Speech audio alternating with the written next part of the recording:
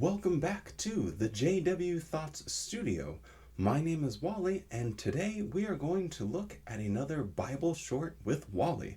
Let's get right into it.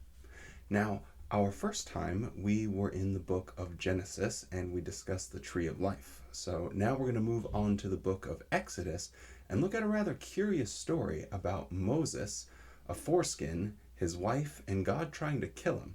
Let's read the verses and we'll see what Watchtower has to say about this verse. We're going to start in Exodus chapter 24.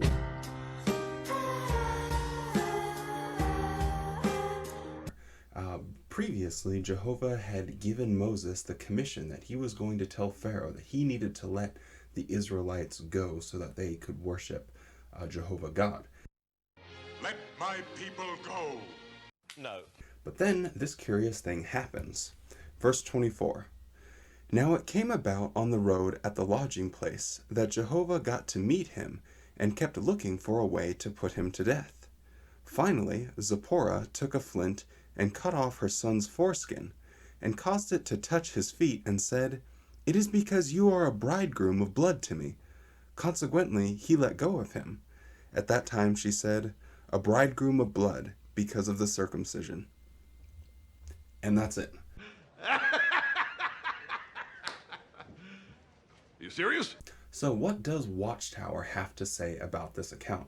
Well, there is a questions from readers in a 2004 Watchtower that says this. The account does not explicitly say whose life was in danger. However, we can reasonably conclude that it was not Moses' life, for he had just received a divine commission to lead the Israelites out of Egypt. It seems unlikely that on his way to fulfill that assignment, Moses' life would have been threatened by God's angel. It therefore would be the life of one of his sons.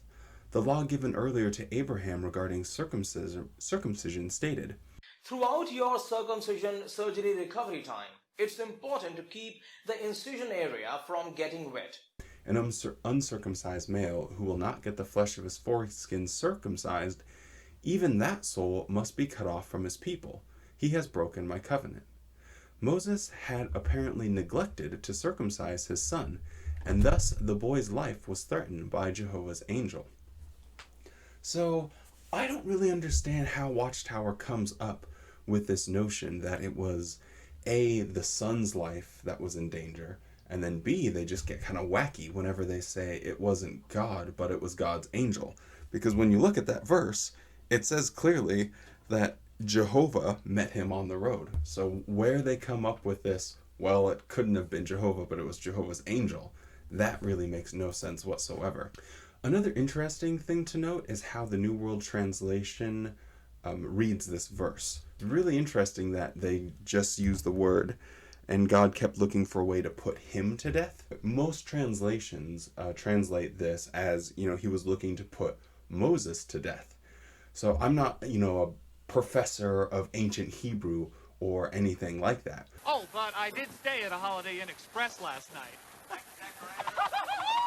But I do find it curious that the majority of commentaries and translations make it clear that God was seeking to put Moses to death, not Moses' son. And then the other interesting thing in my mind was, okay, so if the Watchtower gives their answer about this kind of bizarre passage in the Bible, and their answer is, well, it wasn't Moses, because that would make God seem irrational if he wants to kill him right after he gives the command. They get out of that by saying, well, God was going to kill his son, so Moses would have been responsible for having his son circumcised. So then why would God want to kill the son for something that Moses didn't do? So they're making God out, by what they're saying, they're making God out to be kind of like a psychopath that wants to kill a son for the sin of the father. And I don't really know why they're doing that in order to get out of this rather bizarre story. Anyway, it keeps going with their explanation. Whose feet were touched when Zipporah cut off her son's foreskin in an attempt to set matters straight? It was the angel of Jehovah who had the power to put the uncircumcised son to death. Logically, then, Zipporah would have caused the foreskin to touch the angel's feet, presenting it to him as evidence that she had complied with the covenant. It's funny how they use the word, well, logically, when you're talking about this really ridiculous story. Anyway, so how they come up with that it's Jehovah's angel, it probably has something to do with, well, no one has ever seen God, so therefore they can't go with that. But yeah, that's an interesting part of the Bible in Exodus. If you guys have any comments or thoughts or explanations as to what's going on in the scripture, I would love to hear about it. Thank you so much for watching, and we'll see you next time.